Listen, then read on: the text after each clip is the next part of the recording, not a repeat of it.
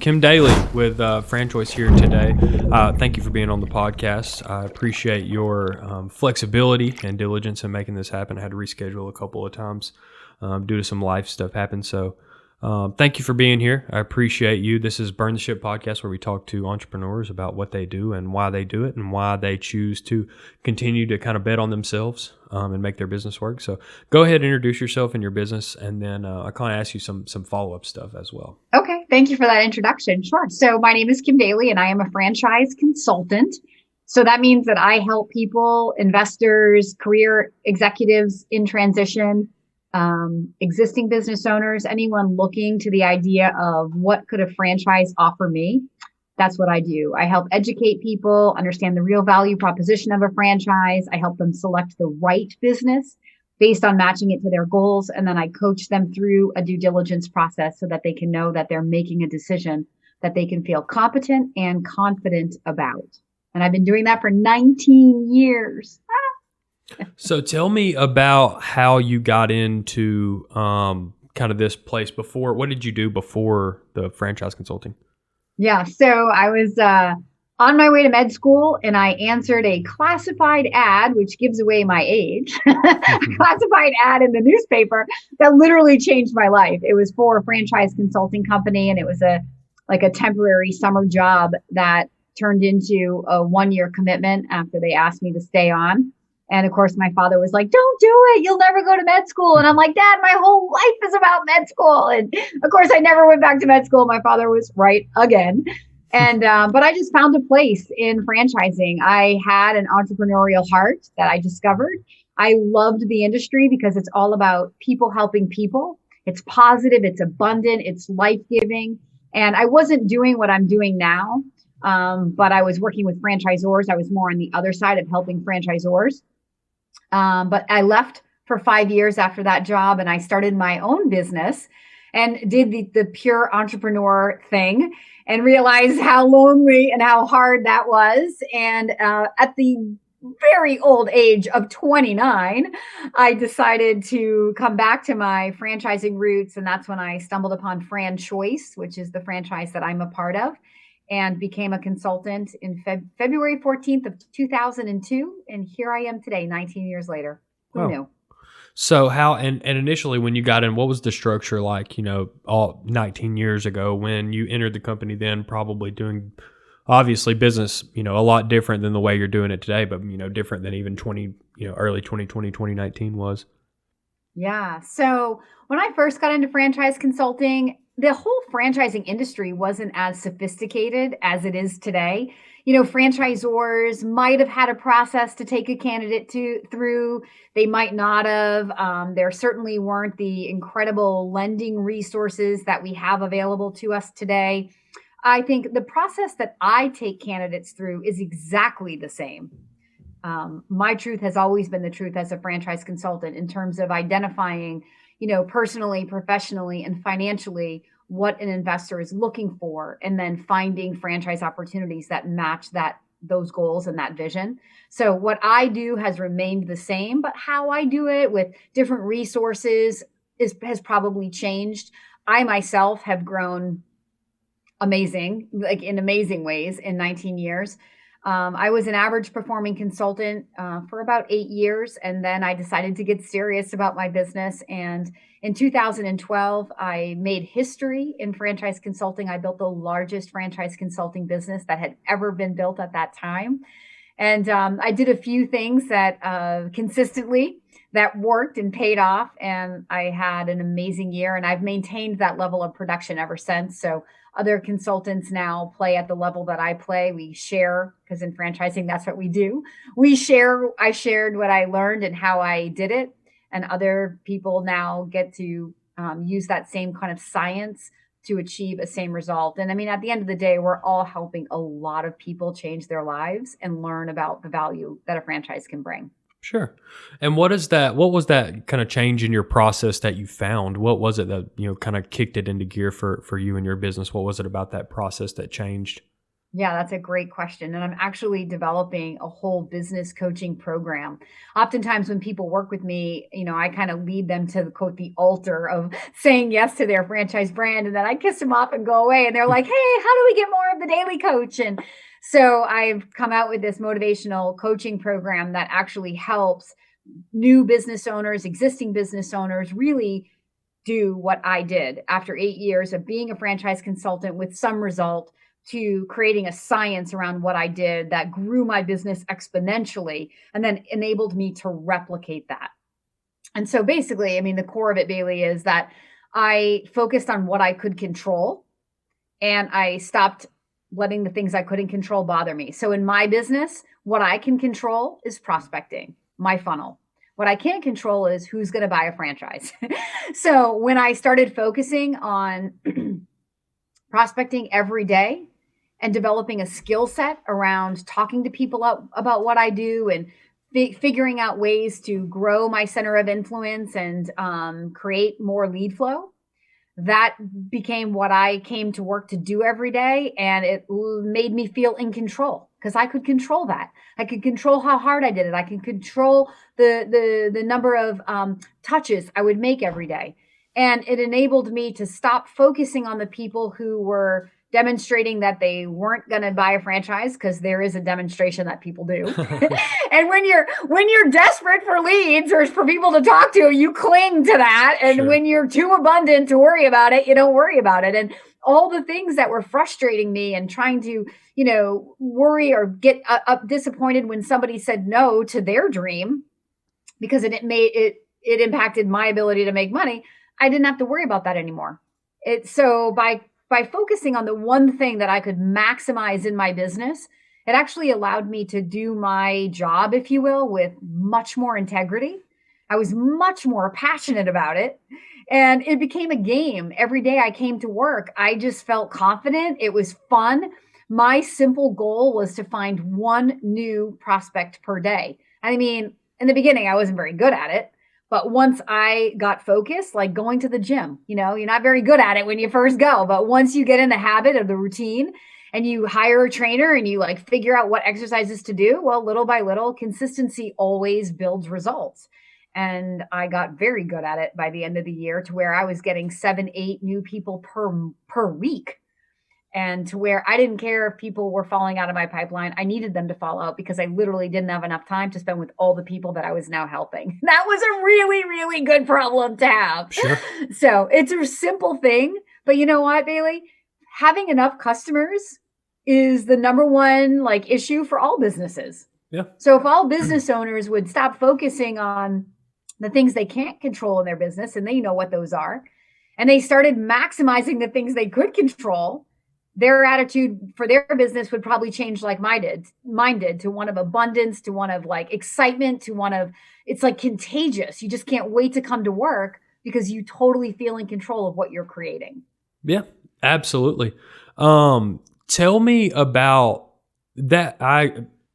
To give you some background, I completely agree with what you're saying with the ability to prospect. Another thing that we have taken in control to the best of our ability has been the value that we bring. So a couple of things that we've changed over, this pandemic is perfecting the way through LinkedIn, through email marketing, through networking groups, through all of these things is what is the best, most productive way to begin and continue to grow these relationships. Well, we were pretty good at that because we were, a face-to-face networking heavy company. That was the way that we obtained business before the pandemic. We started a virtual networking event right at the beginning of the pandemic, as well as this podcast, as ways to, hey, coming to the MP Group family, coming to do what I do, coming to the people that burn the ship. This is going to be an opportunity for you to find values in different ways. We're going to provide value from a networking opportunity, from a marketing opportunity with the podcast, from a relationship and connections and a referral opportunity with the connections that we have within my business. My question to you would be, what is the way that, keeping control of that process, how do you maximize the ability to prospect?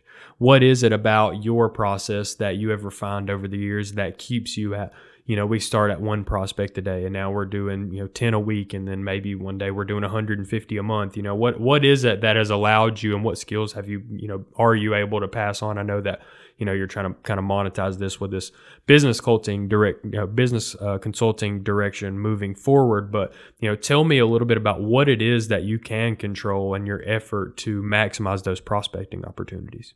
Yeah, you said it in the beginning. By the way, I love that story of just adapting and overcoming. I think those of us who kept our head up and saw an opportunity to grow and get better rather than to be paralyzed, as many easily could have been. I think we've come out better, smarter. I think we're all, we've adapted and overcome, and we're going to thrive. Imagine how when life kind of goes back to quote normal, how easy life is going to feel for us, because we have all these new skills and all these new prospecting channels that we spent, last year building. It's going to be awesome. But to answer your question, you started out by saying, you create more value. That's another thing that I did. So I figured out in my process where I could be more efficient. I figured out how to help people figure out that they weren't a buyer faster. So in my process, like money, having enough money, understanding what a franchise investment is going to cost, that's probably the number one reason people fall out. You know what I did? I read a book called by Phil Jones called Exactly What to Say. It is like the best sales book I ever read. And it basically, when I read it, I literally went through it and highlighted it. And then I took my process and adapted it to every chapter of his book. And there were just parts in there where I was like, oh, so if I could help people figure out that they can't afford a franchise faster, then those people are going to fall away. And that's going to make more room and more time for me to spend with someone who feels they can afford it, right? So it was maximizing, again, the things that I could do in my process, understanding where are all the objections. Even though we're all different, we're all kind of the same. Every sales process only has so many objections. I knew what all the objections were. I knew what assumptions, or what I call head trash, like candidates typically have. So I started leading with those assumptions. If you're like most people, you're probably going to feel like this. And so when you start telling people how they're going to feel before they feel it, it delivers a sense of leadership. And in my process, this is one of the biggest investments most people are going to make, right? It is a huge leap of faith for most people. This is the first time they've ever started a business. And so when I could deliver that amount of confidence to them, because I've done this 1,000 times, literally, right? Walked thousands of people down this path. And I started using that experience to help guide the new people. That alone changed my results. So the first thing I did was take massive imperfect action on prospecting to create lots and lots and lots of abundance in terms of people to talk to and to try new things. And then the second thing I did was to start adding more value by helping people overcome their objections faster, or to take themselves out of my process, and then streamlining some of the back end coaching that I do into certain calls, and like condensing the process into about 4 to 6 weeks for people, which really, it's so much more effective. What it did, Baily, was it made me more effective. And then I had to grow, like lifting weights. When I first created this pipeline of people, it was like, getting under a bench press and trying to, with no strength, bench press 100 pounds, right? But once I, got used to this level of activity, let me tell you, when it dies down, or I'm not playing at that level for any amount of time, like I can't wait to bench press 100 pounds again. I can't wait to have a pipeline of 50 people Sure. looking at franchises, right? So it's funny because it changed everything. And once you get there, you can never go back. I'll never have that business I had back in 2011 because I know too much. Sure. How would you say that the fitness aspect, I know that you've been in the fitness, that's kind of what you went to school for, from what I understand. Tell me how that, that way of thinking has impacted your business, just your ability to sell. I know that, for myself, the ability to understand, the feedback that my body gives me is a big thing, for one, as well as the diligence that kind of gets inspired from you from creating that routine and working out have been big things for me. just as well as the ability to keep pushing toward goals. You have bad sales days, you have bad sales meetings, you have opportunities that you thought were going to be really good that weren't, as successful as you would have liked them to have been. And I still have the ability to, control what I can control, like you said, is go home and, get under weights, and squat and bench and deadlift. I love that stuff myself. Strenuous activity, if that type of struggle is what I subject myself to, I feel that, everything else is a little bit easier to get through. So how do you think that mindset has impacted your business and the development that you've had over, these 20 years? I love that question. I think the gym teaches us more about how to be successful business owners than any other environment for all the reasons you just said. And I can think of a few more. Like the number one thing is that, I think in life, everybody and especially in a franchise, people have this idea that it's an instant ATM machine because it's, a turnkey business model, but that doesn't mean turn the key and make money, right? There's Oh, like a yeah. process. And so a lot of business owners look for that. Well, I'm going to believe that I'm successful when I see it. But I'm like, no, you have to know that you're successful and then you're going to see it, right? Like I had to believe that first year that I could build this 7-figure business. There was no proof. There was no reason to believe that, but I knew that what I was worth. And I created a plan and I just started executing on it without doubt. Every single day I came to work and I just executed on it. But there were many, many days where I saw nothing changing. There was no reason to believe that this was going to happen. But like going to the gym, you don't go to the gym and lift weights one time and then you're like, I got muscles, right? You have to go again and again and again. And you have to eat right. Eating right is more important than lifting weights, right? To make those muscles appear. So you're going to the gym and you're eating the diet, you're doing all the things you have to do because you have the faith that what you're doing is going to lead you to the result. And that's you become the person worthy of all those muscles in that body. And then the muscles appear. And that's exactly the same of success in owning a business, right? We can't wait to see the result and then believe it because you're going to talk yourself out of it a million times. And every time you talk yourself out of it, you're that much further away from actually getting it. Make sense? Sure. Absolutely. And a lot of that's confidence as well. I think it inspires a lot of confidence. What would you say, what would you say in that realm? I see that you're a Miss America contestant as well, that if you aren't exuding confidence in that environment, it's easy to be left behind. So how do you feel, that air of confidence and, both from a personal and a business perspective has continued to impact your growth? Yeah, you know what, Bailey, listen, like I got into the Miss America. I love an audience. I love to perform. I grew up on the stage.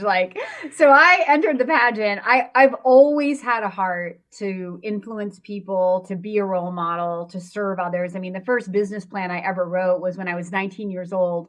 And I sold it to the executive director of my local YMCA. It was a youth leadership camp program that he funded and I got to run. I've always wanted to help people. And so my venture into Miss America was always to be able to have a platform to speak about, to be able to go into schools as Miss New Hampshire and just encourage and inspire other people. And the best part and look, I'm still doing that today here at 48 years old. But the best part about that story is that when I was 12 and 13 and wanted to do this, and my parents were like, well, you can do it, but you're going to have to go get sponsors. We really can't afford, the gowns and everything that is entitled, everything that you have to have in order to compete. And so my dad would drive me around my local community and I would walk into businesses and say, my name is Kim and this is what I'm doing. And I'd like to ask you to sponsor me. And I was literally selling my dreams to people from 12 and 13 years old. And I can't say that I loved doing it back then, but oh my gosh, did that experience become what I do for a living, right? I mean, I'm still inspiring people to their dreams and I'm still, having to meet new people every day and talk to them about what I do. So from 12 and 13 years old, when my parents were like, well, you can do it, but we can't afford it. So this is going to be how we have to do it. I never had to ask my parents for money after that. Everything that I did in my Miss America pageant years, which I competed for from when I was 12 or 13 until I was about 24, till I aged out. winning many titles What a and going all strange over the thing to country. say. Aged out at 24. I aged out. Yeah, you're too old. After you graduate from college, they don't want you anymore. So I never had to ask my parents for any more money. Wow. Yeah. Well, So that's impressive. yeah, That experience is priceless. it That is experience is absolutely, priceless. it definitely formed, who I am today. It was the beginning of this road that I've been on that has led me to this point today where, now I'm trying to build the largest YouTube like content channel for franchising. I love an audience and I love talking and I love sharing and I love sharing my passion and I love sharing the truth with people. And so YouTube is giving me an amazing opportunity to reach so many people that I wouldn't otherwise reach. Podcasting, there are a lot of consultants that do what I do that are not using these platforms, but maybe they're just not comfortable. But again, having those experiences at a young age and part of it just being my personality, it gives me more confidence in following these types of, if you will, prospecting avenues that are helping me to grow my business, my brand, and just influence and inspire more people, which is what I want to do. Well, I tell you, I am always looking to do business with people that I can tell are making that long term investment. Credit card processing is a long term game. You get paid pennies at a time for a long time as long as you do your job. And one day it's a lot of pennies, so you just have to continue to grow those clients. So we're always looking to do business with, diligent, hardworking, disciplined people that we can tell are, putting those habits in place to be successful. So I commend you on that, and just the air that you exude of confidence and excellence in your business. Honestly, is inspiring. So it's another level for me to aspire to. I wanted to dig in a little bit, just in case we have anyone listening that is a good prospect for you. Tell me. Maybe what are your most popular, handful of franchises? What does the selection look like? What is that pool that you choose from, and how do you vet those prospects? And then, what's your most popular? What do you see as, becoming more popular? And obviously that's changed over the last year or so. Okay. Might seem a little bit evasive, but I am going to answer that question. So, as one of the top consultants in the country, I very rarely ever place anybody into food. Like a lot of people come to me thinking franchising is food and retail. And right away, I'm going to help people understand, especially executives who are like, well, I love the idea of a franchise, but I don't want to make a Subway sandwich every day, right? And I'm like, good, because I don't want you to do that either. There are just easier, faster, better ways to make money than certain types of businesses that we might be drawn to as consumers. My sweet spot is service. I have always loved service with low fixed costs. And last year that proved to be a very, very sound strategy, right? So meaning that even if nobody's coming in, we're not bleeding to keep our doors open every day. Sure. That's been where I've placed the majority of my candidates over the last 19 years into those types of businesses. I mean, I certainly do my fair share of fitness, but even my fitness franchisors that I work with adapted and overcame. Some of them had virtual training programs that allowed them to even grow during quarantine, which is like mind blowing. But it just shows you that when you invest in a franchise, it doesn't really matter what the business is, like the widget. What matters are the people. You are investing in a partnership. You are buying into a leadership, a style, a culture of abundance. You're buying people that have a vision for a brand. And you're saying, hey, pick me to go be your brand ambassador in my hometown. Right? That's what you're buying when you buy a franchise. So Sure. when people come to me, I have a 2-step process to get to know them personally, professionally, and financially. Then once I gather all that data, then I go do the research on which companies are looking to expand in their area where they want to be and that match the criteria that we've outlined together. So I typically come back with 3 to 5 companies that then I make that introduction to. And then I don't just drop you off and go, okay, have fun exploring. But now I become the coach on how to think about business ownership, challenging the mindset, helping them to keep their mind open to the process, leading them to the financial resources to help them fund their business, going through the legal documentation. So I become the resource for how to buy a franchise while they work with the individual franchises where we've narrowed down for them to figure out among them, is there one in there that seems like the right partner for them? Sure. And to answer your question, in my inventory, I mean, we have big names, like Supercuts and Meineke, and we have small pioneering brands that are like the next up and coming fitness things, or the next up and coming, brands that you don't yet know, like the Orange Theory Fitness before. Right. Sure. When people are like, what's an Orange Theory? Sure. Before people know Orange Theory. So Sure. if you've ever, looked at a company like an Orange Theory Fitness, and by the time you learn about it, all the area around you is already sold, and you wonder, well, if it's brand new, like how did people find out about it? Well, they find out about it through people like me, consultants. So I can go into a market like Dallas, which is one of the number one markets in the country that I help people, and just from my networking there. And, let's say that a fitness brand can hold 30 locations. Well, I mean, I could sell that brand in 1 year. That's 10 owners who all buy into 3 units. So in a franchise, the wealth is always going to be created through the scale.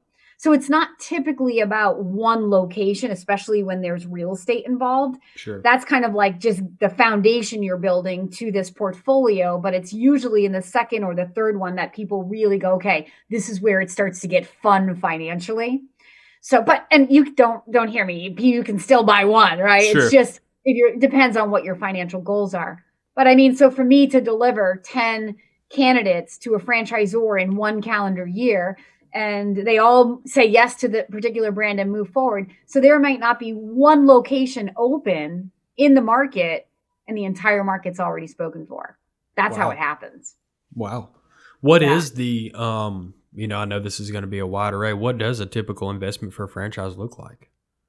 There are franchise businesses that are $30,000, $40,000, $50,000, and there are franchise businesses that are $3, $4, $5 million, right? And if you're out there doing it on your own, I mean, that's a really daunting task to figure out not just what you can afford or what a business cost, but the most important thing is like, well, of the companies in an industry that you might have interest in, like which ones are the best ones, which have the best reputation, which have the strongest validation from their current franchise owners.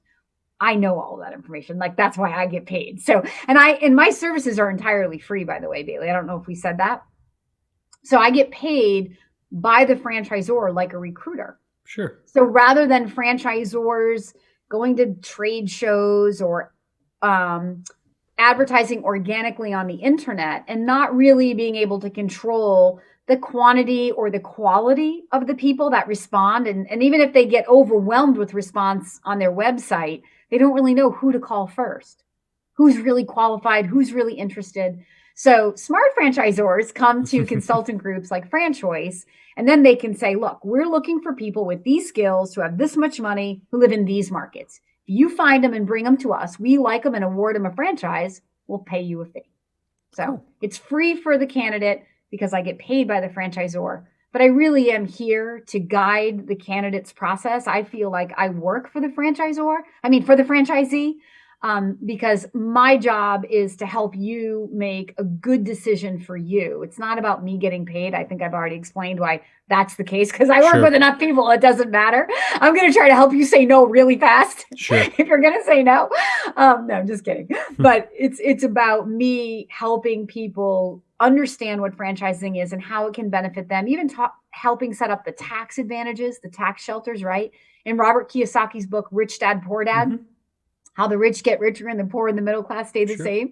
Well, 90% of millionaires own their own business, and their businesses create tax shelters. So they may be paying it at a 15% tax versus a corporate executive making 400 grand from a job who's paying it at a 35% tax, right? So I like to help people really get up that learning curve and understand it's not just about the net cash flow of the business. It's also about the tax advantages of owning. And then of course there's the asset that you're building that should have value that you can sell at some point in the future for some multiple of that equity. Sure. So tell me, first of all, I appreciate you coming on. I'm glad that I finally got to connect with you. You're going to be a valuable asset. I'm already thinking of some people that are in kind of a similar space with a different hat as you that I can connect you with that I think will be valuable assets, the ability to refer you business moving forward. But I wanted to ask you 2 more things for sure. a huge portion, being a merchant services company, helping people with payments, most of our audience are business owners in themselves, or up and coming salespeople looking for advice on, processes, mindset, motivation, goals, something to aspire to. Tell me if you have any advice for any of those people first, and then I'll get into my second question after. Yeah, I mean that's like ultimately what Kim Baily wants to do. That this first motivational coaching program I have coming out probably around June of this year is all about that mindset. I call it the Daily mindset because if you think about what I did, it was a daily, Daily, a daily mindset of prospecting with a specific goal. And so it led me to that sort of millionaire mindset. And so now we've just sort of like spun that to my last name. So Daly, a daily mindset.